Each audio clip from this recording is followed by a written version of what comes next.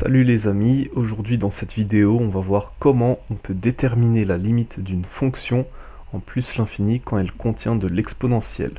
Donc pour tout x appartenant à R, f de x égale 2 exponentielle de x moins 3x. Alors ce que l'on va faire au début c'est déterminer les limites terme à terme, puis après on va regarder si ça nous suffit ou s'il faut faire autre chose. Alors nous déjà on sait que d'après le cours, limite quand x tend vers plus l'infini de e de x, c'est égal à plus l'infini. Voilà, donc ça, c'est connu. Donc, on part en profondeur de ce qui est au centre de l'expression, puis on remonte. Donc là, j'ai parlé d'exponentielle de x, puis je vais remonter à 2 exponentielle de x, et je vais maintenant me servir du signe de 2. Donc, on a de plus 2 qui est strictement positif, limite quand x tend vers plus l'infini de 2 exponentielle de x égale plus l'infini. Donc il faut vraiment faire attention à préciser le signe de 2 en disant qu'il est strictement positif, parce que si on avait fait fois moins 2 par exemple, eh bien le plus l'infini serait devenu moins l'infini, parce que si je multiplie un nombre très grand, parce que plus l'infini ça signifie qu'on peut rendre aussi grand que l'on veut, si je multiplie par un nombre négatif, même petit, comme moins 2, le plus l'infini devient moins l'infini. Par exemple, si je fais 1 milliard fois moins 2, ça fait moins 2 milliards. Donc on voit ici, on conjecture, que l'on passe de plus l'infini à moins l'infini si je multiplie mon plus l'infini par un nombre strictement négatif. Donc là, ok, le 2 exponentiel de x c'est réglé, ça fait plus l'infini. Et à côté, il y a le moins 3x qui est une fonction linéaire. Une fonction linéaire, c'est une fonction affine, la réciproque est fausse. Limite quand x tend vers plus l'infini de moins 3x égale à moins l'infini. Alors pourquoi moins l'infini? Parce qu'on a une fonction linéaire de coefficient directeur strictement négatif. Donc finalement, on se retrouve avec une forme indéterminée parce que j'ai d'un côté plus l'infini, plus moins l'infini.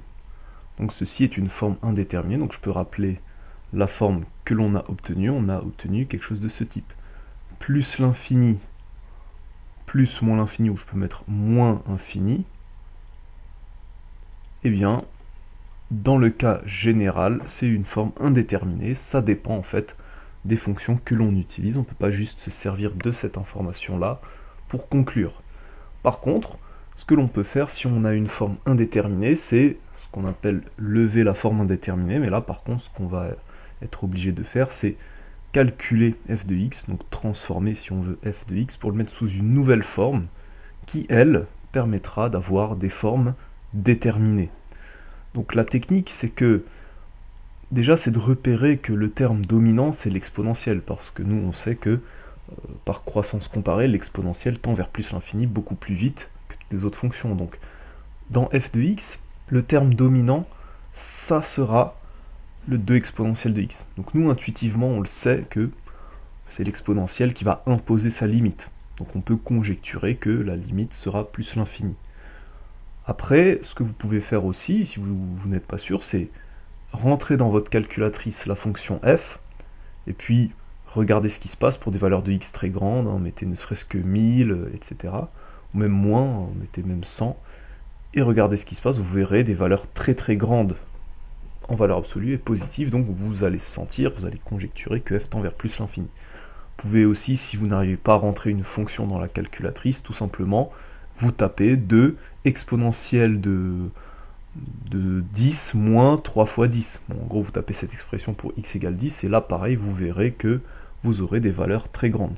Et pareil, vous pourrez conjecturer que c'est plus l'infini. f de x tend vers plus l'infini quand x tend vers plus l'infini. Mais maintenant, il va falloir le démontrer sur la copie.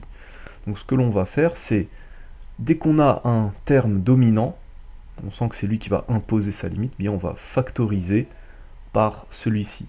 Donc je vais poser donc soit x appartenant à R, f de x égale, donc très important de construire x avant de le manipuler. Et là je vais factoriser directement par 2 exponentielle de x. Alors pourquoi pas par exponentielle de x seulement?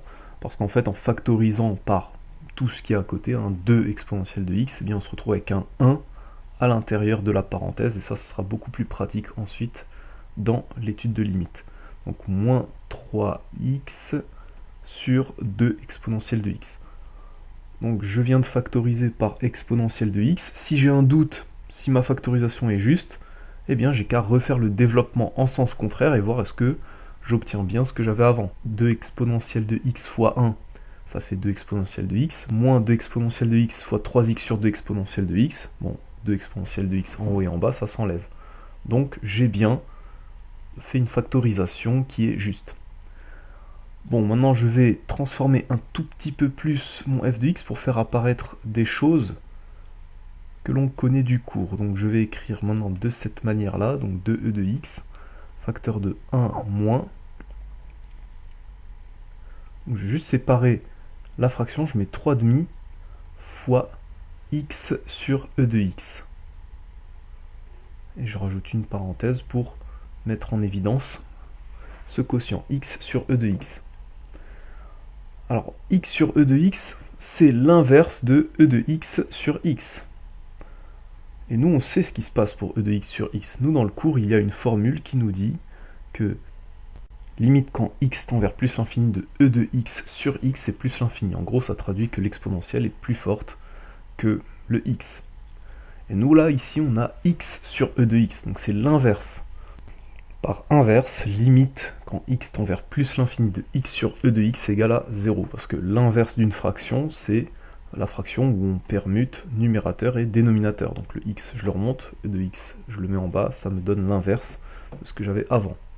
Donc si e de x sur x, ça fait plus l'infini, bah son inverse va faire 0. Voilà, donc ça va bien retenir. On va pouvoir remonter petit à petit à l'expression qui est dans la parenthèse, puis à f de x. Donc on peut maintenant affirmer que, donc on remonte petit à petit, hein, pour les limites c'est toujours pareil, il faut prendre son temps et partir, on va dire, de l'expression profonde et reconstruire au fur et à mesure notre expression globale. Donc la limite quand x tend vers plus l'infini de moins 3,5 x sur e de x, ça va être encore 0.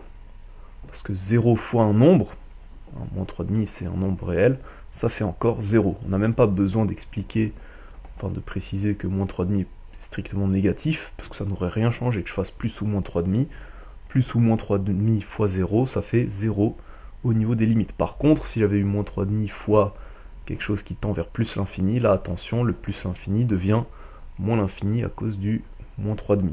Donc ce qui n'est pas le cas ici. Donc quand quelque chose tend vers 0, bah, c'est beaucoup plus facile que quand ça tend vers plus l'infini, pour les raisons qu'on vient de voir.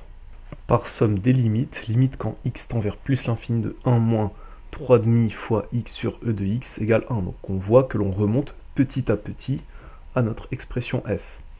Donc là, on voit bien que cette limite égale à 1, c'est pratique. On préfère mieux avoir 1 qu'avoir autre chose, parce que si le autre chose notamment est négatif, strictement négatif, peut y avoir justement un changement de limite, parce qu'on a vu qu'un nombre strictement négatif peut changer les plus l'infini en moins l'infini. Donc on préfère avoir 1. 1, ça évite justement ce type de problème. Donc là, ça y est, le dernier ingrédient qui nous manque, c'est le 2 exponentielle de x, mais on l'avait déjà étudié, on avait dit que ça faisait plus l'infini. Donc là, maintenant, on a une forme plus l'infini fois 1, ce qui fait plus l'infini. Par produit des limites, limite quand x tend vers plus l'infini de 2e de x facteur de 1 moins 3,5 fois x sur e de x égale plus l'infini. Donc ça y est, on voit que de fil en aiguille, on est remonté progressivement jusqu'à l'expression de f de x sous la forme déterminée. Le contraire d'une forme indéterminée, c'est une forme déterminée. Donc enfin, on n'a plus qu'à conclure. Limite quand x tend vers plus l'infini de f de x égale plus l'infini. Nous avons donc correctement démontré notre conjecture.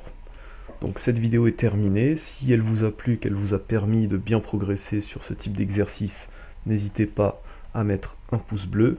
Aussi, abonnez-vous à la chaîne, puis activez la petite cloche pour recevoir toutes les nouvelles vidéos. Et sur ce, je vous souhaite une excellente continuation en maths. Ciao!